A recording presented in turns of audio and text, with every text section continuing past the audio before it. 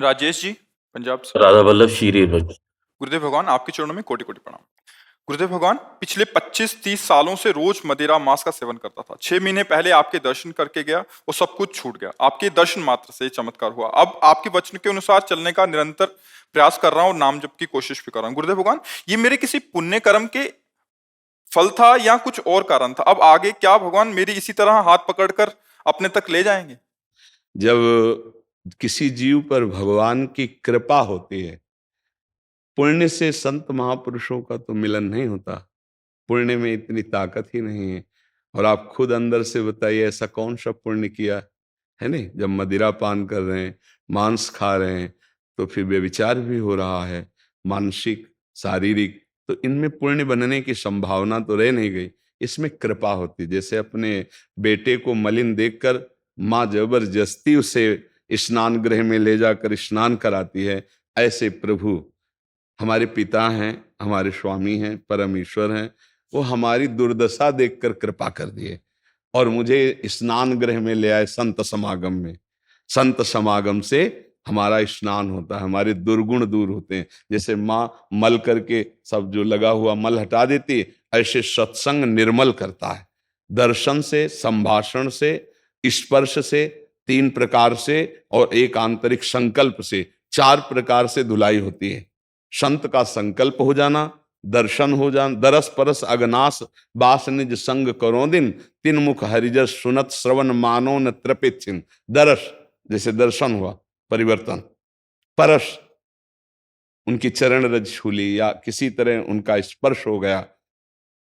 और संकल्प, आपकी दशा देख करके हृदय में भाव बना, भगवान इन पर कृपा करें, इनको सद्बुद्धि प्राप्त हो।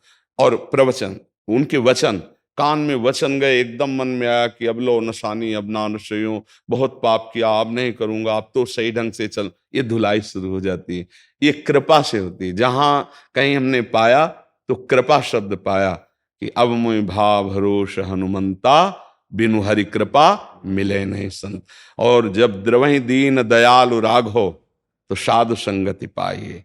जब भगवान जिस पर कृपालु हो जाते हैं, द्रवित हो जाते हैं, तो वो साधु संगति दे देते हैं। साधु संगति से हमारा भ्रम, दोष, मल, जो पाप है, ये तीनों नष्ट हो जाते हैं। और हमारे हृदय में एक जिज्ञासा जागृत होती है, जो अभी आप बोले कि क्या भगवान हमारा हाथ पकड़कर गिरने नहीं देंगे, अब आगे बढ़ाते रहेंगे। यही बात शरणागति पर ले जाती है कि हे नाथ, यद्यपि मैं आपके योग्य नहीं हूं, पर आपने मुझे घसीटा, तो अब मैं आपके शरण में हूं। आपको साक्षी करके अब कोई गलती नहीं करूंगा, नाम जप करूंगा, बस आप संभाले रहना। ये भाव अंदर से रखे तो पूर्व में जितने पाप हुए हैं वो सब भस्म हो जाएंगे। नाम जप से, आश्रय से भगवान के। देखो, कोई भी बात प्रमाणित होनी चाहिए। तो गोस्वामी तुलसीदास जी लिखते हैं, सन्मुख होए जीव मोहि जबहि, जन्म कोटि अघ नाशों तबहि। भगवान कहते हैं करोड़ों जन्मों के मैं पाप नष्ट कर देता हूं जब जीव मेरी शरण में आ जाता है। तो हमारे करोड़ों तो है नहीं, असंख्यों पाप जमा है। न जाने कितने जन्मों से उनको कुछ भोगा, कुछ स्टॉक में जमा है, कुछ नया स्टॉक गोदाम में जमा हो रहा है जो अभी किए हम। अब पूरे गोदाम को नष्ट करने की सामर्थ्य केवल भगवान में है। तो हम भगवान की शरण में हो, उनका नाम जप करें। और फिर ये बात आपको भी कहते हैं कि आपको ऐसे दोस्त मिलेंगे, कहां फंस गए, अरे यार कितनी मौज मस्ती से जिंदगी कट रही थी, बस कुसंग ना हो। नहीं तो ये चढ़ाई है, चढ़ाई कठिन होती, उतरने में, फिसलने में देर नहीं लगती। ऐसे लोगों का संग न करे। उस समय कट्टरता अपने हृदय में धारण करे कि भाई अब चाहे मर जाऊं पर शराब नहीं पीऊंगा, मांस नहीं खाऊंगा, अब कुछ भी हो जाए, अब जिसे हम पाप जानते हैं वो नहीं करेंगे, चाहे तुम सब छोड़ दो हमें। तो सब छोड़ देंगे तो भगवान पकड़ लेंगे। और अगर किसी को कि यार इनकी दोस्ती न छूटे, तो फिर भगवान से हाथ नहीं मिला पाओगे। भगवान के लिए सर्वस्व का त्याग, तो भगवान आपके हर समय साथ हैं। और वो साथ हैं तो फिर बाजी जीत गए। नहीं, भगवान हमारे साथ हैं तो फिर जितने ऋषि मुनि महात्मा गुरुजन, सबका आशीर्वाद हमारे साथ है। ये बात ध्यान रखो। जा पर कृपा राम की हुई, ता पर कृपा करे सब कोई। गलत मार्ग के लिए तो तेरी दोस्ती, आग लगे तेरी दोस्ती में, कभी नहीं। उठ के चल दे, तो भगवान देख रहे हैं ना, तुमने भगवान के लिए किया तो तुम्हारे दोस्त भगवान बन जाएंगे। पर है ये कठिन, क्योंकि मन भी उन्हीं का साथ देने के लिए तैयार। कितने ऐसे हैं भाई लोग जिन्होंने सत्संग सुन करके सतमार्ग को ग्रहण किया है, पर ये बस ध्यान रखे कि सतमार्ग में चलने पर आपके सामने जब विपत्ति आएगी तो उन लोगों का मुंह खुल जाएगा। अभी 3-4 दिन पहले एक सत्संगी आए थे, तो उनका एक ही लड़का था, 6 वर्ष का, पधार गया और लोग उनसे कहे देखा भक्ति का फल। अब वो क्या जाने कि वो 6 वर्ष के लिए ही आया है, भक्ति करो या ना करो। एक श्वास एक्स्ट्रा नहीं हो सकती किसी भी जीव की। कई बार कहा है कि जैसे आपकी 50 वर्ष की आयु है तो 50 साल की कमाई देकर आप 5 श्वासें एक्स्ट्रा नहीं बढ़ा सकते, कि हम 50 वर्ष की कमाई देते, मेरे 5 श्वास 5 बार ऐसे कर लेने दो। मतलब 50 वर्ष की कमाई 5 श्वासों की कीमत नहीं है। तो आप सोचो कितनी श्वासें आपकी कीमती हैं, और उन श्वासों में अगर आप बोलते हो राधा राधा राधा, कृष्ण कृष्ण कृष्ण, राम हरि, जो नाम प्रिय हो, तो आपकी श्वासें सार्थक हो गई, आपका जीवन सार्थक हो गया। आपका जब शरीर छूटेगा तो आपके रजिस्टर में देखा जाएगा, तो माना गया इतने वर्ष ये पाप किया, इतने वर्ष लेकिन इसने इतनी बार नाम लिया गुरु का, इष्ट का। अब एक नाम की कीमत पूरा त्रिभुवन नहीं है। जैसे बोला कृष्ण, राम, वाहेगुरु, जो ओमकार, जो भी नाम गुरुदेव ने दिया है उस नाम के बराबर त्रिभुवन नहीं, क्योंकि मायाकृत है और वो सच्चिदानंद नाम है। तो आप जीत जाएंगे, पूरा रजिस्टर आपका काट दिया जाएगा कि इस नाम के बराबर ये सब नहीं। तो सारे पाप नष्ट कर दिए जाएंगे और आपका कल्याण हो जाएगा, आपका मंगल हो जाएगा। तो हमें लगता है कि थोड़ा कट्टर रहिए। कट्टर का मतलब होता है दृढ़ निष्ठा, कि आप चाहे प्राण चले जाएं हम पिएंगे नहीं, हम ऐसा। क्योंकि आप नहीं पीना चाहते, पर जिस समय सामने आपके दोस्त होंगे वो गिलास में डालेंगे, वो सामने दिखाई देगी, तो पूर्वाभ्यास जो पीने का है वो आपको प्रेरित करेगा। तो इसलिए उससे बच जाओगे तो पीछे का सब माफ हो जाएगा। माफ तब होता है जब आज तक किया अब नहीं करूंगा, पक्का माफ हो जाएगा, पक्का क्षमा हो जाएगा हमारे प्रभु की तरफ से। आज कहा आज नहीं करूंगा और 10 दिन बाद फिर किए तो प्लस हो जाएगा, फिर वो भस्म नहीं होगा, फिर प्लस हो जाएगा। क्योंकि तुम अपनी जगह स्थित नहीं रहे, स्थित रहने में ही वो पूर्व का सारा पाप नष्ट हो जाता है। इसलिए सावधान रहना और नाम जप करना। बड़ी कृपा है कि हमें अवसर दिया जा रहा है भजन का, नहीं तो माया ऐसे प्रपंच में फंसाए कि भजन का अवसर ही नहीं है, पूरा जीवन नष्ट हो जाता है। आप देखो ना क्या प्राप्त हुआ इस अभी तक, वही मन है। सच्ची ईमानदारी से देखो, वही चाहते हैं। अगर मन के अनुसार चलो तो जैसा नौजवानी अवस्था में तुम्हारे मन में था वैसा आ जाए, वैसे ही आ जाए। अब इसको मारो, मारने का मतलब इसकी जो तरंगे उठ रही हैं उनको सहो, उसके अनुसार ना चलो तो यही मन तुम्हें भगवान से मिला देगा। और अगर उसके अनुसार चल गए तो यही मन तुम्हें दुर्गति में फंसा देगा। इसी मनई के कहने से तो जेल में सब भर्ती है, जो जितने जेल में है इसी मन के कहने से तो है। मन को बर्दाश्त नहीं, वो मार दिया। मन को अच्छा लगा तो इधर उधर चेष्टाएं कर दी, जेल में है।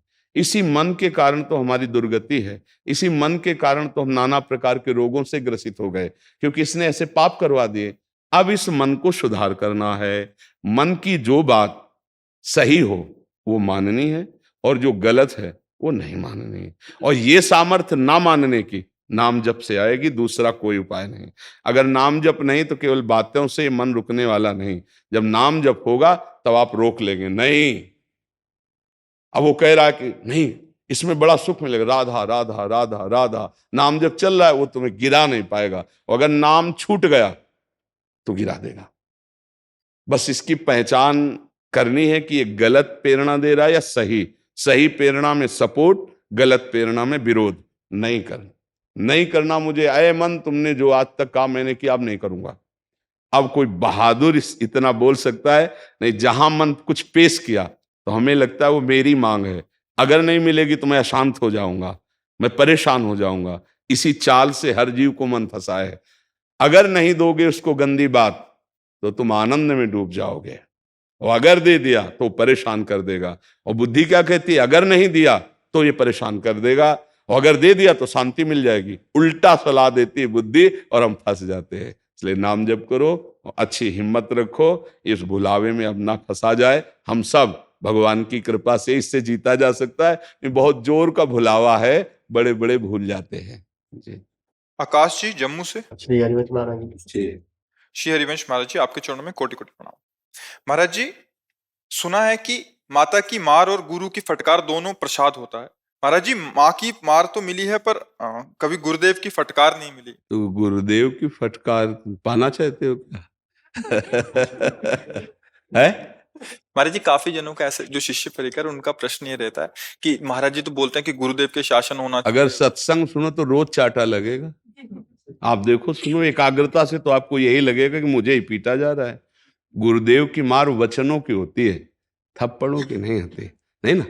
वो तो कभी विशेष ऐसे कृपा करके किसी निज जन पर, तो कभी नहीं तो ऐसे वचनों का प्रहार होता है। तो रोज सत्संग में अगर ध्यान से आप सुनोगे तो आपको यही लगेगा कि मेरे विषय में ही कहा जा रहा है। गौर से अगर आप सुनोगे और जहां आपकी कमी होगी तो वहां चाटा सा लगेगा, पक्का सुनना। तो हमें लगता है कि गुरुजनों के वचनों पर ध्यान दे, उसके अनुसार चले, वही उनका शासन है। अब रही मतलब बाहरी पिटाई की बात, तो अब जैसे आप हैं तो आपने अधिकार जितना दिया उतना आपसे हम बात कर सकते हैं। जिसे गुरु दंड दे दे उसे फिर दंड माया दे ही नहीं सकती है। तो ये जब अत्यंत प्रियता होती है, अत्यंत प्रियता और पूर्ण समर्पण, तब ये लीला होती है कि वो चैला से मारे, वो डंडा से मारे, वो थप्पड़ से मारे। क्यों? अपना पुत्र जैसे होता है ना, फिर वो ऐसा वो अपने पुत्रवत होता है कि नहीं नहीं, तुम्हारी गलती जरा से भी बर्दाश्त नहीं हो सकती। अब जैसे आप लोग हैं तो आप लोग जितना अधिकार दिए हैं, आप केवल इतना अधिकार दिए कि आप बोलो, हम सुन रहे हैं, जितना मन आएगा हम चलेंगे, उतने ही हम आपको छूट दिए। और जिस दिन ऐसे हो गए तो उस दिन से फिर पूरी लगाम, फिर इधर उधर नहीं, फिर जरा सा नहीं। हाँ, और भय आपके अंदर सता जाएगा। यदि आपने पूरा अधिकार दे दिया हमें तो आप देख लेना, आप भयभीत रहेंगे कि कहीं कोई ऐसी गलती ना हो जाए कि गुरुदेव की नजर टेढ़ी हो जाए। यार कभी ऐसा नहीं हो। जैसे हम भूमि पे खड़े हैं, कहीं भी चले भूमि पे, ऐसे हमारा कुछ भी हमारे गुरुदेव हैं। अगर वो अच्छा, वो कभी रुष्ट नहीं होते, पर कीन हो इस कबहू अभिमाना सुख वंचा कृपा। कहीं ना कहीं कोई त्रुटि हो रही तो गुरुदेव की दृष्टि बदली, वो त्रुटि नष्ट हो गई। जैसी प्रीति होती है ना, वैसा निर्वाह करते हैं गुरुजन। तो अपने लोग देखो, अगर अभी दबका दें, आप सच में बिना अपराध के दबका दें तो आप कहोगे ठीक है फिर आज के बाद हम कभी नहीं आएंगे। आ जाएगा, नहीं आ जाए। और अगर आपका ये है कि मेरे जीवन नाथ है, तो वहीं खड़े गेट में रोएंगे कि महाराज जी आप मार लीजिए, लेकिन आप ऐसा ना कहिए कि आपके सिवा हमारा कोई नहीं है। महाराज जी पक्का कह रहा हूं, आपके सिवा कोई नहीं। ऐसे आप गिड़गिड़ाते मिलेंगे। वो स्थिति फिर अंदर से पकड़ लेती कि ये मेरा है। नहीं तो ऐसे जैसे है ना, 4 दिन तो बहुत प्रेम दिखाने वाले मिलते हैं, बहुत मिलते हैं। और जब हम लोग ये देखते हैं कि हमसे प्रेम करना चाहता है क्या, तब हम लोग वक्र हो जाते हैं। संसार का प्रेम अपना, जब आप हमसे कहोगे मैं तुमसे प्यार करता हूं, तो हमारी पूरी दृष्टि आप पे हो जाएगी। और जो आपको भगवत प्राप्ति में बाधा पहुंचाने वाले रोग हैं, उनके प्रति हमारी कड़ी दृष्टि होगी। तब आपको लगे हम तो बोल रहे हैं प्यार करें और ये ऐसी बात कर रहे हैं, ये कड़ुआ व्यवहार कर रहे हैं, भाग जाओगे। और अगर टिक गए तो इसका फल होगा कि श्री जी तुमसे प्यार करने लगेंगी, लाडली जो आपकी हो जाएगी। पर गुरुजनों का प्यार बहुत बिरला होता है। हर सेवा और हर प्यार का फल कड़ुआ मिलेगा, फिर प्यार मानो तो प्यार है। यहां ऐसा नहीं है, यहां उल्टा होता है। तुम करोगे प्यार और हम करेंगे वार तुम पे, और तुम उसे मानो प्यार, फिर हम करेंगे तुम्हें प्यार। अब इसको समझ पाए तो समझ पाए कि मतलब प्यार का मतलब क्या होता है। संसार में स्वार्थ को प्यार कहते हैं और हमारे पास परमार्थ को प्यार कहते हैं। परमार्थ तुम्हें भगवान से न मिला दे तो हमारा प्यार क्या, तुम्हें भगवान से न मिला दे तो हमारा प्यार क्या। हमसे प्यार का मतलब मेरी लाडली जू से प्यार करना, और लाडली जू के प्यार के लायक जैसे माँ सजा के बाप की गोद में बैठालती है ना बालक को, ऐसे गुरु सजा करके इष्ट की गोद में बैठाल देता है। तो इसलिए हमारा जीवन गुरुदेव की आज्ञा पर रहे, उनके अनुसार चले, यही डांट है। नहीं, डांट का मतलब थप्पड़ उप्पड़ मारना तो बाहरी होता। अगर आपको लगता है मन बुद्धि को डांट देती है, हाँ, वो तभी डांटा जा सकता है जब हम समर्पित हो जाते हैं। देखो अभी तुम कुछ भी करो तो हमको डर नहीं है, लेकिन ये सोच भी नहीं सकते। ये सोच में क्यों? इनका कोई आश्रय नहीं है, इनका कोई ठिकाना नहीं है। ये हमारे लिए हम बाबा जी बने। अब जब तक आपका अपना अस्तित्व है तब तक प्रभाव नहीं पड़ पाएगा। आप समझिएगा, शरणागति कब तक अर्जुन से भगवान नहीं बोले गीता जी में, जब तक रथ से उतर के साष्टांग दंडवत करके और ये कहा शिष्यस्तेहम साधिमाम त्वाम प्रपन्नम, प्रभु मैं आपका शिष्य हूं, आपकी शरण में हूं। अब आप मुझे उपाय बताओ, युद्ध करना श्रेय है या सन्यास लेकर भजन करना श्रेय है? तब गीता जी प्रारंभ हुई ना जी। महाराज जी एक समाधान और दे दीजिए। महाराज जी आप सत्संग में प्राय कहते हैं कि जो आपसे गलती हो जाती है वो अपने गुरुजनों या महापुरुषों के आगे अगर स्वीकार करते हैं तो वो प्रायश्चित हो जाता है, या वो जो समाधान दें भी आए दिन कोई ना कोई हम गुरुदेव के आगे स्वीकार करना हाँ, चाहते हैं। उसमें बात यह है कि जो गुरु की छवि आप विराजमान किए हो, तो आप क्या छवि मानते हो क्या? गुरु साक्षात मानते हैं ना। अब देखो, जैसे हमारे सिर पर विराजमान और हमारी आप कुटिया में जहाँ हमारा वास है, तो हमारे सिराने गुरु जी की पादुका हैं, गुरु जी के मोजा हैं, गुरु जी की प्रसादी, और सामने गुरु जी विराजमान छवि में। मतलब रात दिन उनकी हम दृष्टि में रहते हैं। अब जैसे हमसे कोई गलती हो जाए तो हम छवि के सामने खड़े होकर ऐसे, प्रभु आप सर्वज्ञ हो, मेरे से गलती हो रही, नाथ आप। प्रगट में तो आप कहने में संकोच कर सकते हो, लेकिन छवि से कहने में संकोच है, क्योंकि हमारी घर की चीज है ना, तो उनसे हम वैसे ही होगा जैसे गुरु के सामने प्रगट में कहने से वैसे ही होगा। वो आप देख लेना, अगर आपसे गलती हो रही तो गुरु की वक्र दृष्टि आपको दिखाई देगी। बिना मतलब आपको लगेगा नाराज है क्या, ये डर लगने लगेगा, पक्का समझ लो। वो सदैव हमको प्रियाजू के योग्य बनाना चाहते हैं। हम प्रसन्नता या नाराजगी बाहरी मानते हैं। जो गलतियां हुई उनको बताया कि देखो ये त्रुटि है, इसको संभाल, ये कृपा होती है। जैसे आपने कुछ किया, हमने बड़ाई कर दिया, वो हितकर नहीं होता, वो हितकर नहीं होता। अगर गुरु बड़ाई कर दे तुम्हारी, तो सच्ची कहते तुम्हें एकांत में जाकर रोना चाहिए कि आज कौन सा अपराध बन गया कि मेरे गुरुदेव ने मेरी बड़ाई कर दी।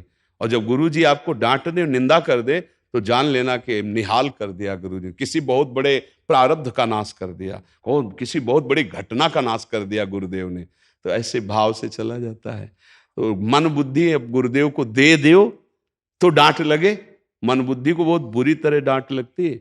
वो अहोभाग्य है जो गुरुदेव से डरते हैं। एक बार हमने सुनाया था कि एक कबीरपंथी संत थे, उनके शिष्य जो है वो बहुरंगी बाबा, बहुत रंग के कपड़े जोड़ के पहनते थे, तो गांव के लोग बहुरंगी कहे। कोई अपराध बन गया होगा, मतलब कोई गलती ऐसी, ये हम लोग नहीं जानते, पर उन्होंने ऐसे ऐसे और एक बहुत बड़ा डंडा ऐसे लिए थे, वृद्ध थे, पीठ में ऐसे दोनों हाथ से लाठी मारते, और बस वो ऐसे साहब साहब करके पीछे होते, फिर कहते हाँ, फिर दसियों लाठी मारी पीठ में, ओ खूब तगड़े तंदुरुस्त ऐसे साहब। तो जब वो निकल के बाहर गए तो कुछ युवकों ने कहा कि अरे बुढ़े थे, तुम लाठी खा रहे थे, धक्का मार देते थे। अरे कहा नहीं, हमारे साहब हैं।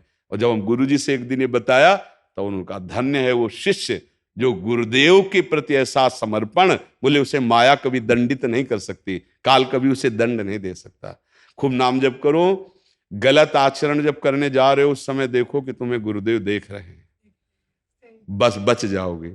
अगर ऐसा अभ्यास कर लो कि कोई गलती करने जा रहे हो उस समय देखो कि वृंदावन से बैठे बैठे गुरुदेव सीसी कैमरा लगा है, मंत्र है ना आपके पास, नाम है ना, या आप भाव से मानते हैं ना, तो मानो वो नाम, वो मंत्र, वो भाव सीसी कैमरा है। आप गलती कर रहे हो उनको पता चल जाएगा। अगर ये डर रखोगे ना तो शायद गलती ना हो कि यार मेरे गुरुदेव देख रहे। इसीलिए गुरुदेव की छवि रखी जाती है। जैसे हम अपने कमरे में बड़ी छवि लगाए कि हर समय उठते बैठते ध्यान कि मेरे गुरुदेव मुझे देख रहे हैं, मैं गुरुदेव की शरण में हूं, हर समय उनका दर्शन। और आपको सच्ची बताएं, श्री जी ही गुरुदेव बनकर आई हैं। मेरी लाडली ही अपना परिचय देने के लिए आई हैं। गुरुदेव और कोई नहीं है, साक्षात इष्ट देव हैं। वो आकर उपदेश करते हैं और अपना परिचय बता देते हैं। जो जीवन भर गुरुदेव की शरण में रहा वो परम पद का अधिकारी हो गया। और जो मंत्र लिए, उपासना लिए, मनमानी करने लगे, गुरु की अवहेलना, तो फिर हाथ कुछ नहीं लगता है। खूब नाम जप करो, मंत्र जप करो, और जब गंदी बात आवे तो डरो कि गुरुदेव देख रहे हैं, मेरे गुरुदेव देख रहे हैं। मैं दुनिया को असंतुष्ट कर सकता हूं, गुरुदेव को नहीं। अगर मेरे गुरुदेव नाराज हो गए तो मेरा जीवन किस काम। ये भावना आपको महात्मा बना देगी। घर में रहते हुए आप परम पवित्र हैं। गलती हो जाएगी, जलोगे अंदर अंदर, यार मेरे से गलती, वही पाप नष्ट हो गया, आगे नहीं भोगना पड़ेगा। खूब नाम जप करो, आश्रित रहो। निधि और गुरजोत सिंह जी। जय जय राधा वल्लभ श्री हरिवंश महाराज जी। राधे राधे महाराज जी, आपके चरणों में कोटि कोटि प्रणाम। सत्संग अंतर प्रभ ढीठा, नाम प्रभु का लागा मीठा। महाराज जी, गुरुवाणी की इन पंक्ति का मतलब हमारी जिंदगी में आपके वचनों से मिला। आपके वचनों को सुनते ही उन पर अमल करने की कोशिश जारी है। जब से गुरु कृपा से जितना भी नाम जप शुरू हुआ है, उससे सिक्खी में प्रेम और अकाल पुरख वाहेगुरु में निश्चय और भी मजबूत हो गया है। वाहेगुरु जी जो पहले दूर थे अब पास लगने लगे हैं। हमारे धन भाग हैं कि हमें संत संग प्राप्त हुआ है। नाम वाणी से और प्रेम हो महाराज जी, आपके वचनों से ऐसी कृपा बनाए रखें। जितना हम नाम को नीचे उतारते जाएंगे, अभी जैसे वाणी पे है वैखरी, फिर मध्यमा गले से, पश्यंती हृदय से, फिर परावाणी से नाम चलता। परावाणी से जब नाम चलता है तो अकाल पुरुष को प्राप्त हो जाता है। जो परमेश्वर है, जो ओंकार है, जिसे वाहेगुरु कहते हैं, वो उसको प्राप्त हो जाता है, मतलब उसका अनुभव हो जाता है। और जब अनुभव हो जाता है तो जो बाहर है वही भीतर है, जो भीतर है वही बाहर है। अनुभवी पुरुष के लिए भेद नहीं होता कि वो आंख मूंदे तो उसे उसका अनुभव हो, आंख खोले तो नहीं। गुरु नानक साहब जी ने कहा है कि जो भीतर वही बाहर। ये नाम के प्रताप से, गुरुमुख नाम के प्रताप से उपासक भीतर और बाहर एक ही परम तत्व का अनुभव करता है। जो निरंजन है, निर्विकार है, वो खुद का स्वरूप अनुभव कर लेता है। और जहाँ अनुभव हुआ तो बाहर जो चराचर जगत में स्त्री पुरुष जड़ चैतन्य ऊंच नीच दिखाई दे रहा था, वो मायाकृत था, वो खत्म हो गया। वो जिधर देखता है तो घट घट में उसे वही जो रमा है, उसे राम कहो, कृष्ण कहो, हरि कहो, वाहेगुरु कहो, वो एक ही तत्व है। अलग अलग भक्तों ने अपने प्यार में उन्हें पुकारा है। तो जिस भाव से जो पुकारता है, हमारे प्रभु का स्वभाव ऐसा है।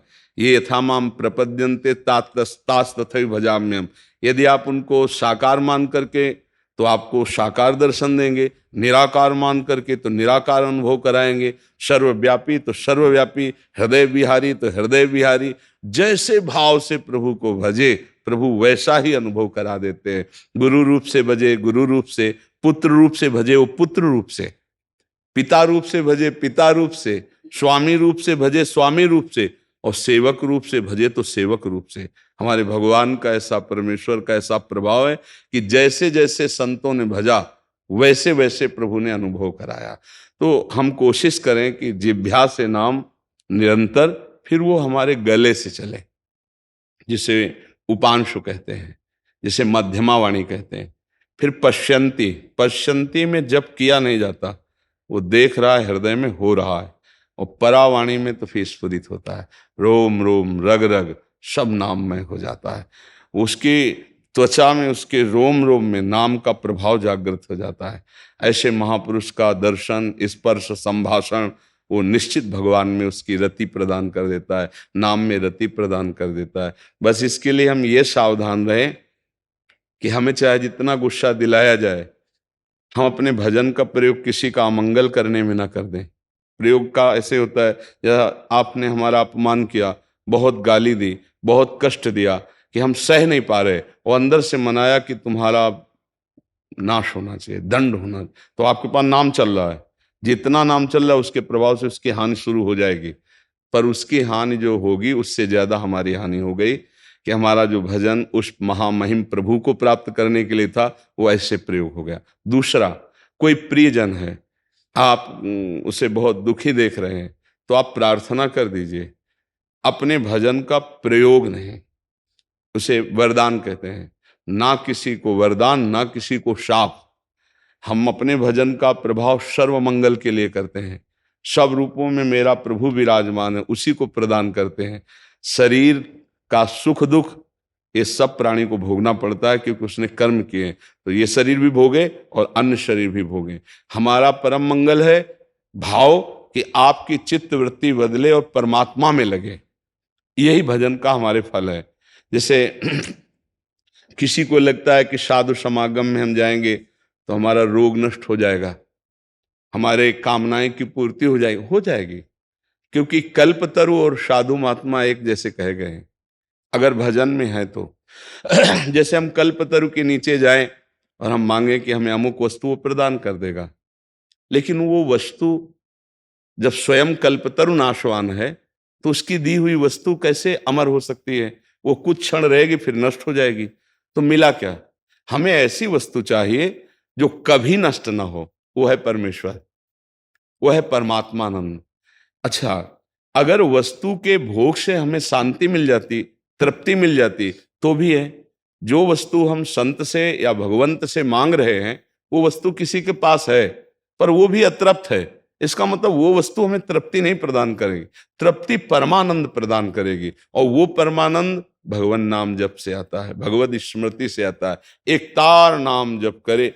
देखो, जब हम श्री गुरुदेव अर्जुन देव जी का, पूज्य श्री तेग बहादुर जी का, इन बड़े बड़े महापुरुषों का चरित्र पढ़ा तो भीषण इनको यातना मिली, लेकिन कभी इन्होंने अपने तप बल का प्रयोग नहीं किया, भजन बल का प्रयोग करके दुष्टों का नाश नहीं किया।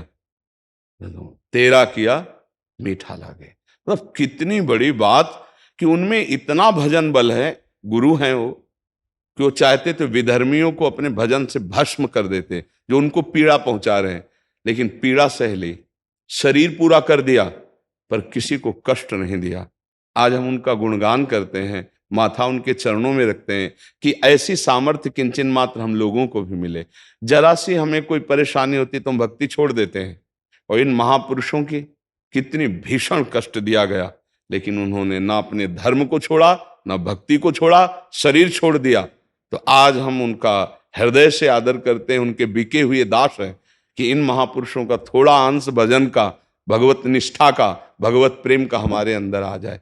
आप अपने गुरुजनों की महिमा को पढ़ के देखिए तो हमारी भक्ति ये नहीं सिखाती कि आप कष्ट में ऊब जाएं और सुख में फूल जाएं। नहीं, भक्ति का है सुख में गंभीर रहें, फूले ना, हर्षित ना हो, और सुख में जब दुख आवे तो शोकित ना हो, घबराए नहीं, टूटे नहीं, आप चलते रहिए। सुख दुख दोनों को सहकर तब परमेश्वर की प्राप्ति होती है। इसीलिए बड़े बड़े संत भजन बल का प्रयोग कभी अपने शरीर ठीक करने में, रोग ठीक करने में या अपने दुश्मन को विनाश करने में नहीं लगाया।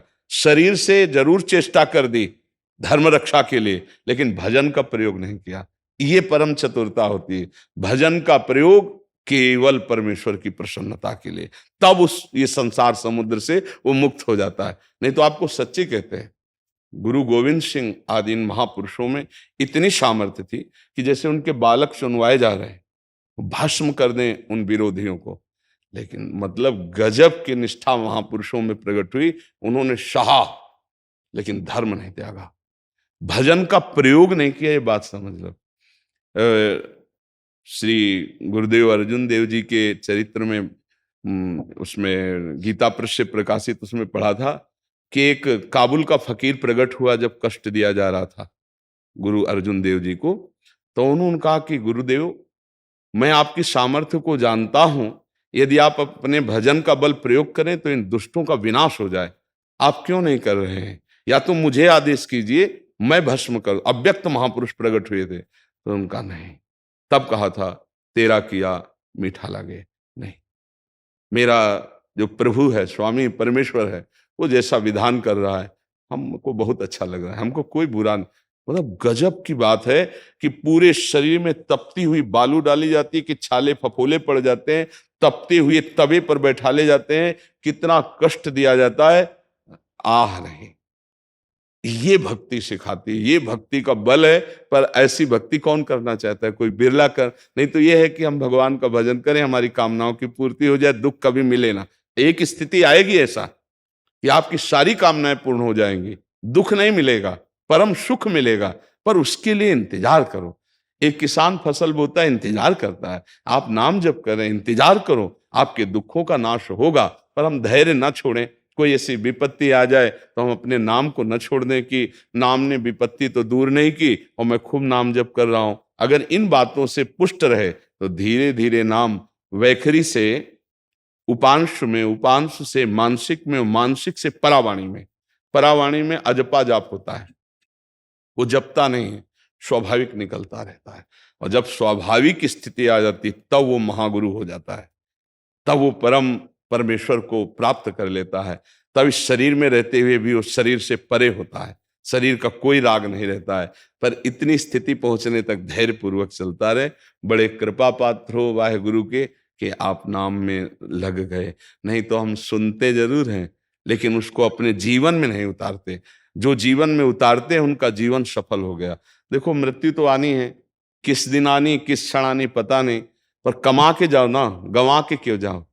अपनी श्वासें विषयों में गंवा रहे, एक बार भी भगवान नाम नहीं ले रहे तो जीवन को आपने खो दिया। और नाम जपते हुए कष्ट सहते हुए चल रहे तो आप महाधनी हो जाओगे।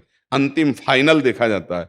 आप साल भर क्या पढ़ाई की, परीक्षा का वो जो पेपर है उसको हल करोगे तब पता चलेगा आपको। ऐसे ही परीक्षा का पेपर आता है, कभी भारी प्रलोभन आ जाता है भूल जाओ भगवान को, कभी भारी विपत्ति आ जाती है कि अब छोड़ दो। दोनों में जो टिका रहता है, ना तो सुख सुविधा में और ना दुख दुविधा में, वो विचलित नहीं हुआ चलता रहता है अपने मार्ग में, वही महापुरुष होता है। देखो सुख सुविधा मनोरंजन है, मन को जब हम प्रभु में लगाते हैं तो भागने की कोशिश करता है। तो माया सुंदर वाटिका भेज देती है भोगों की, लो भोगो, काहे को जल रहे हो। अगर उपासक चतुर नहीं हुआ तो समझता है हमें भजन का फल मिला है, हम इसका भोग करें, बस फंस गया। विपत्ति आई, ऊब गया, दुखी हो गया, भगवान से विमुख हो गया। माया की यही चाल होती है।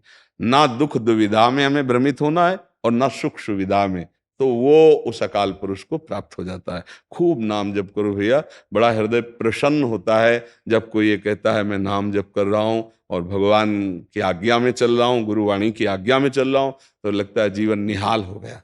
नहीं, वही काम क्रोध लोभ मोह मद मत्सर पर फतेह प्राप्त करता है। फतेह माने तो विजय प्राप्त करता है, जो वाहेगुरु के आश्रित होकर उनका नाम जप करता है। नहीं, जिसे वो वाहेगुरु का खालसा और वाहेगुरु जी की फतेह, ये काम क्रोध लोभ मोह मद मत्सर की फतेह विजय गुरुदेव ही प्रदान करते हैं। वो जो नाम देते हैं उसमें सारी सामर्थ्य है। पर ऐसा माया को भुलावा है कि सब सुनते हैं पर नाम जप में रुचि नहीं होती। यहां ये सुना, इसके बाद माया और कुछ सुनाएगी, भ्रमित हो जाएगा। चाहिए कि हम कानों में वही बात सुने जिससे हमारी निष्ठा पुष्ट हो। नहीं तो प्रायः ऐसे भी सत्संग और प्रवचन होते हैं जो संसारिकता में फंसाने वाले होते हैं। यद्यपि सत्संग होता है संसार से मुक्त करने वाला, पर हमें बहुत संभाल के सुनना है कि हमारे कानों में कहीं दोष वाली बातें ना आ जाएं, ऐसा संसार का महत्व ना जाग जाए, कहीं भोगों का महत्व न जग जाए। हमें केवल परमेश्वर का महत्व रहे। अपने कानों को भी बचाना है, अपने नेत्रों को बचाना है, अपनी हर इंद्री को पवित्र करना है, तभी परमेश्वर में रति होती है। जी शोभित जी। महाराज जी सादर प्रणाम। महाराज जी, अध्यात्म की तरफ चलते चलते अचानक मन विचलित सा हो जाता है, उल्टे से ख्याल आते हैं, नकारात्मक ऊर्जाएं उत्पन्न सी होती हैं महाराज। हाँ, वो चूंकि संसार का मनोरंजन उसको प्रिय लगता है, मन को मनमानी आचरण करना उसको प्रिय लगता है। उसकी गलती नहीं है, हम जहां उसको लगाते हैं वहीं वो राजी होने लगता है। अब जैसे अध्यात्म मार्ग में लगा रहे हैं तो इसमें जहां जहां वो लगा रहा है उसके विरुद्ध बात है। उसको भोग चाहिए, उसको हर इंद्रिय के मना खष्टान इंद्रियाणी प्रकृति स्थान कर सती, 5 ज्ञानेंद्रियों के द्वारा विषयों में विचरने का स्वभाव बना लिया है। भगवान कह रहे हैं आप भगवान के अंश, ममैवांशो जीव लोके जीव भूता सनातना मना खष्टान इंद्रियाणी प्रकृति स्थान कर सती। आप इस मन के भुलावे में आकर, मन भोगों के भुलावे में आपको फंसाकर ये सदैव अधीन रखा है। अब अध्यात्म सुनना शुरू किया, अध्यात्म चल, तो अध्यात्म में मन को वश में किया जाता है और अभी तक आप मन के वश में रहे। तो जब आप सपोर्ट नहीं देंगे तो आपका सपोर्ट करने लगेगा। इसकी चाल समझना, क्योंकि आपके बिना उसकी कोई सत्ता नहीं, वो आपके बिना कुछ नहीं कर सकता, आपके दस्तखत से ही करेगा। जैसे हमारा मन कह रहा है मैं देखूं, हम कह रहे नहीं देखना है, वो 100 बार कहेगा देखो, आप कहोगे नहीं ये देखो, अब वो लग जाएगा जिधर आप लगाओगे, पर वो कुछ समय तक लगेगा, फिर वो आपको वश में करने की कोशिश करेगा।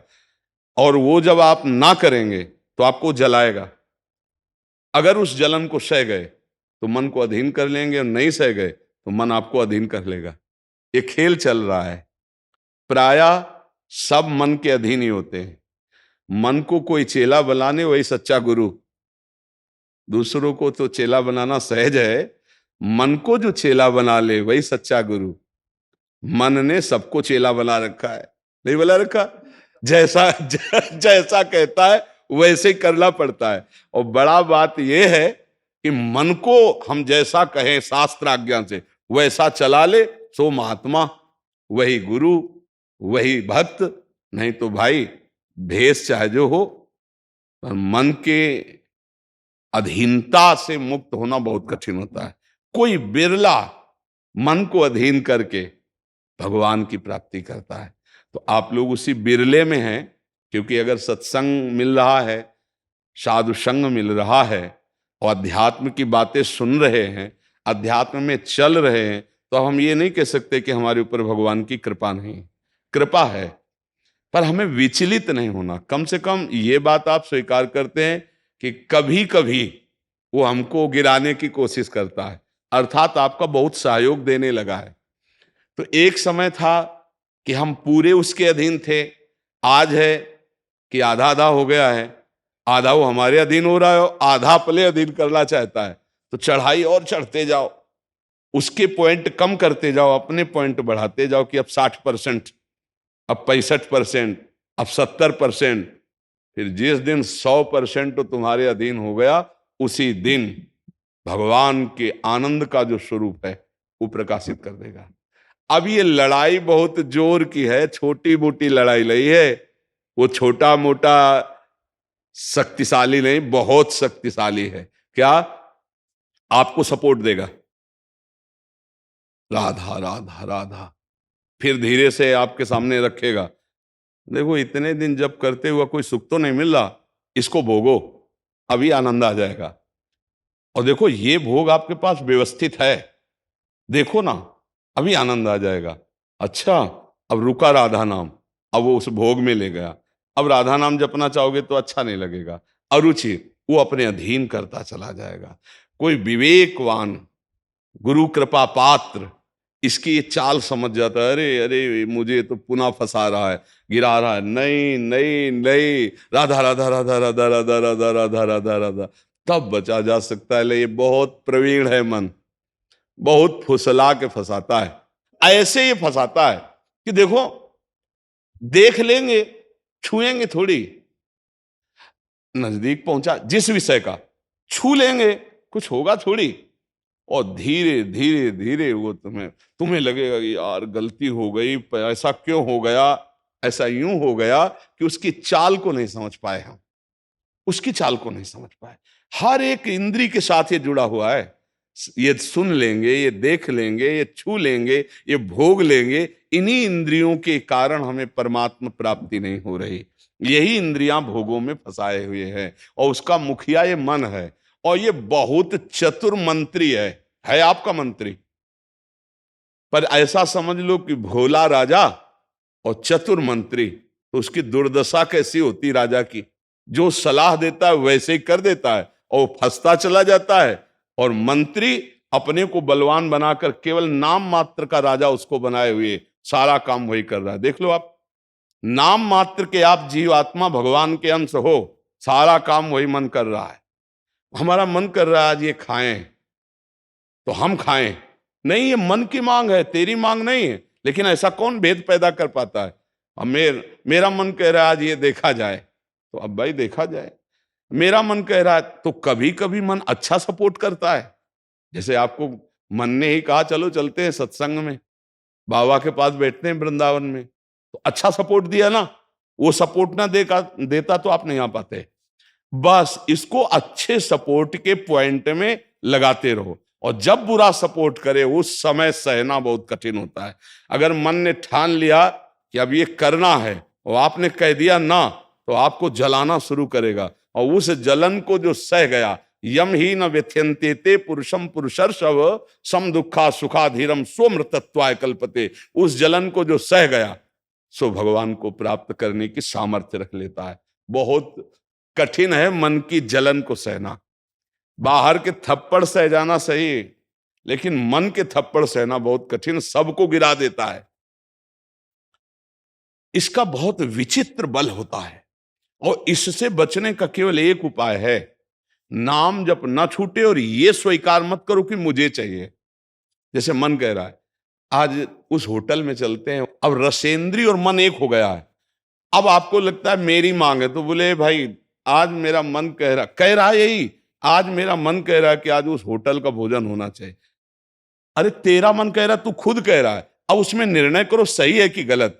अगर गलत लग रहा है इसकी चाल तो आप मत जाओ। घर में रोटी दाल बनाओ, इसको अच्छा नहीं लगेगा, ये 100 बार कहेगा नहीं नहीं, तो आपको नहीं भाई आज तो यही खाना पड़ेगा।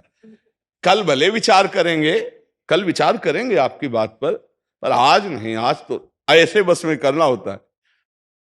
एक साधु के मन में आई कि खीर मिले, बहुत दिन से नहीं मिली, मन है कभी कुछ भी सोच सकता है, बहुत व्याकुलता हो गई, बस खीर खीर खीर। तो एक भगत के यहाँ गए, 10-5 गाय भैंस बंधी थी, उन्होंने कहा कि आपकी श्रद्धा है संतों पर? उन्होंने कहा महाराज आदेश कीजिए। तो बोले 10 संतों के लिए खीर बना सकते हो आप? बोले 20, घर का दूध है, हम 20 संतों के लिए बना देंगे। बोले हम 11 बजे आएंगे दोपहर के, आप बना के तैयार रखिए। वो अकेले आए तो उनका और संत? बोले और संत यही है सर। अकेले कमरे में बैठे 20 संतों की खीर, और कहा आप लोग बाहर हो जाइए, हम एकांत में पाना चाहते हैं। वो पाए तो भाई 20 संतों के लिए खीर बनी, मतलब 20 पेट भर जाए। तो अब पाए, फिर एकदम यहां तक हो गए तो उल्टी हो गई, फिर मिलाया उसी को, फिर मन कह रहा नहीं अब खीर नहीं चाहिए। बोले नहीं खाओ खाओ खीर। रोमांच हो गया, नहीं खाएंगे एकदम। तो बोले जिंदगी में खीर का नाम मत लेना, जिंदगी तो या तो ऐसे उतरो, या तो ऐसे उतरो।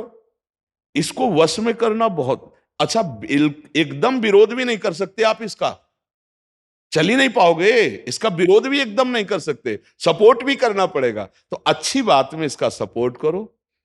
अब कह रहा है जैसे हमें आज मीठा खाना है, ठीक है तुम्हारी मांग बुरी नहीं है, गए किसी अच्छी दुकान से लिया, ठाकुर जी को भोग लगाया, पाली, तो उसका सपोर्ट हो गया। अब वो बुरी बात कह रहा है, अब नहीं मानना है। उस समय जो जलन उसे सह जाओ, बस यही साधना का है। मन को अगर अधीन कर लिया तो बात बन गई। एक हम बार बार सुनाया करते कि मन मारिया तन बस में की ना, हुआ भरम सब दूर, बाहर से कछ दिखत नाई, अंदर चमके नूर। आपो त्याग जगत में बैठे नहीं किसी से काम, उनमें तो कछु अंतर नाई, संत कहो चाहे राम। वो गृहस्थी में भी है। आप एक पत्नी व्रत लिए हुए, धर्म से आप चलते हैं, दूसरी किसी माता बहन की तरफ गंदी दृष्टि नहीं, धर्म से धन कमाते, परिवार का पोषण करते, नाम जब आप महात्मा है, आप सतमार्ग के पथिक हैं, क्योंकि आप अपने प्रवृत्ति धर्म से चल रहे हैं, और एक निवृत्ति में अपने धर्म से चल रहा है, तो वो महात्मा है। ऐसा महात्मा का मतलब केवल वेश से नहीं होता, महात्मा का मतलब उस लक्षण से होता है। अगर आप भागवतिक लक्षण से हैं तो आप भक्त हैं, आप वैष्णव हैं, आप महात्मा हैं। तो मनुष्य जीवन का परम लक्ष्य है मन को अधीन करके परमात्मा प्राप्ति करना। अगर मन अधीन नहीं हुआ तो परमात्मा प्राप्ति में बड़ी बाधा खड़ी हो जाती है। नाम जप करते रहो, धीरे धीरे वो बल आता रहेगा नाम जप से कि आप मन को अधीन कर लोगे। नहीं तो पीछे वाले बैच में यही कह रहे थे कि जितनी जेल भरी है ये सब मन से ही भरी है। नहीं बोले ऐसा क्यों किया? बोले मन ने कह दिया, आप क्या करें, हम तो कहते थे नहीं करना, पर इस मन ने फंसा दिया, तो बोले 20 साल की सजा, अब भोगो जेल। मन की एक हरकत ने पूरा जीवन बर्बाद कर दिया, मन की एक हरकत ने फांसी पे चढ़वा दिया। वही मन की तो हरकत है। तो हमें लगता है बहुत होश में रहा जाए, ये जो मंत्री है सलाहकार मन, इस पर नजर रखी जाए कि इसकी गलत सलाह पे दस्तखत ना करो। और अगर आप इस स्वीकृति नहीं देंगे तो कुछ नहीं कर पाएगा, पक्का समझना। आपकी स्वीकृति से ही होता है जो कुछ होता है। आप जहां कह देते हैं कि चलो अच्छा ठीक है, बस फिर आपकी कोई गम नहीं है, वो आपसे करवा के मालेगा। इतना बलवान मन है, बड़े बड़ों से करवा लेता है। आप तो मान लो गृहस्थी में हो, जिसने आजीवन भगवान का मार्ग चयन किया है उसको भूल में डाल देता है, गलत मार्ग में ले जाता है। आप तो गृहस्थी में मान लो आपसे चूक होना स्वाभाविक है, क्योंकि प्रपंच माया प्रपंच है। जिसने जीवन भर के लिए नियम लिया है उससे भी चूक करवा देता है। बड़ा विचित्र मन है। हाँ, अगर मन कहीं अधीन हुआ है तो भगवान का आश्रय लेकर और विवेक के द्वारा इसे अधीन किया जाता है। और विवेक ये बाजार में मिलता नहीं है, ये सत्संग से मिलता है। जैसे आप सुन रहे हैं, बिन सत्संग विवेक न होई और राम कृपा बिन सुलभ न सोई। सत्संग होता है भगवान की कृपा से, और सत्संग से मिलता है विवेक, और विवेक से मन का शासन। निर्णय किया जाता है, तू गलत सलाह दे रहा है और मेरी मांग नहीं तेरी मांग है, मैं इसको रिजेक्ट करता हूं, नहीं पास करता हूं। बस वो कुछ नहीं कर पाए। पर इतना ज्ञान नहीं रहता भैया, जहां वो मन से आज गरम गरम कचौड़ी दाल की हो और फिर चटनी हो, फिर अब आप खोज करोगे कहाँ बन रही है, हम खरीद के खाए। मन ऐसे फंसा रहा है। आप देखो ना, अपने घर में सब भोग सामग्री है, लेकिन जिनका मन, जो भजन नहीं करते, जो सत्संग नहीं करते, उनका मन गंदे आचरणों में फंसा है। घर में वो सब भोग सामग्री है, धर्म पूर्वक भोग करके वो भगवान को प्राप्त कर सकते थे, लेकिन वो अधर्माचरण, कलह, अशांति घर में है, और उनका मन कहाँ ले जाता है, गंदे गंदी जगह उनको फंसाए। ये मन की चाल है। आपके घर में है, धर्म पूर्वक भोग सकते हैं, लेकिन आपसे अधर्म करवाता है, पापाचरण करवाता है। आप विचार करो, क्या है इन शरीरों में, क्या है, या उन भोगों में क्या है। कितना भोगोगे, चाहे जितना भोग लो, कभी तृप्ति होने वाली नहीं। और धर्म से चलोगे तो एक दिन इनसे निवृत्ति हो जाएगी, तृप्ति तो नहीं, निवृत्ति हो जाएगी, और आप प्रभु को प्यारे, प्रभु के प्रियजन बन जाएंगे। यही मनुष्य जीवन का लाभ है कि हम कमाई करने आए धर्म की, पुण्य की, नाम की, भगवान का नाम जप करके मंगल करने की, पर ये दिमाग में नहीं रहता। और यही लगता है जितना धन हो जाए, जितनी भोग सामग्री हो जाए, खूब भोगे, मौज से जिए। पर अधर्म आचरण करने वाला कभी मौज से नहीं रह सकता। ये शब्द याद रखो, चिंता, भय, शोक, घबराहट और दुख, ये उसको कभी छोड़ेगा नहीं जो पाप कर्म करता है। अचानक बेमतलब की कल्पना भय की सवार रहेगी, और धीरे धीरे वो मन डिप्रेशन में पहुंचने लगता है। क्यों? क्योंकि पापाचरण हो जाता है। और घर के किसी व्यक्ति से ठीक से बात नहीं करेगा। क्यों? अंदर से डिस्टर्ब हो चुका है। ये क्यों हुआ? बोले पापाचरण से हुआ। आज बहुत ज्यादा लोग डिप्रेशन में जा रहे हैं, बहुत ज्यादा लोग। इसका कारण जानते हो क्या है? यही मनमानी आचरण। मनमानी आचरण बचपन से शुरू हो जाता है, गंदा आचरण, गंदा व्यवहार, और वो दिमाग काम नहीं करता। एक प्रियता हमारे अंदर होती है कि कोई हमें प्यार करे, आप समझ ना। एक हमारे अंदर प्रेम की मांग होती है कि कोई हमें प्यार करे। नौ किशोर अवस्था में, जब यौवन अवस्था का, अगर उस समय हमें गलत संग मिल गया तो विक्षिप्त हो जाता है चित्त। अच्छा, प्यार कोई समझ पावे तो मुश्किल की बात है। प्रेम का निर्वाह तो सिर्फ भगवान करते हैं, या भगवान प्रदत्त ऐसा कोई दे दे जो प्रेम का निर्वाह करे। नहीं, अपने हृदय से जिसको हम प्रेम करते हैं और वो कहीं दूसरी जगह देख रहा है, अब विक्षिप्त हो जाएगा वो व्यक्ति, नहीं हो जाएगा। और ये प्रायः बहुत तायत में हो रहा है। क्यों? क्योंकि पूर्व संस्कार बन गए। अच्छा, जैसे देखना, बॉयफ्रेंड गर्लफ्रेंड, ब्रेकअप, फिर बॉयफ्रेंड, फिर गर्लफ्रेंड। समझ रहे हैं क्या संस्कार पड़ रहा बच्चों के अंदर? अब वो जब वर्ण करेंगे एक पति का, तो उनके अंदर निष्ठा आ पाएगी, वो संयम से चल पाएंगे, वो एक गृहस्थी को संभाल पाएंगे, वो अपने पति या पत्नी पर पूर्ण प्रेम कर पाएंगे? नहीं कर पाएंगे। क्यों? क्योंकि आदत खराब हो चुकी, संस्कार खराब हो चुके। अब ये हमारे समाज में ज्यादा फैल रहा है, नहीं फैल रहा है।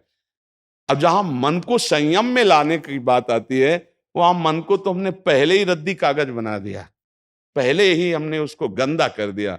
अब कैसे हो सकता है? गृहस्थी बहुत पावन मार्ग है, कोई ऐसा नहीं है।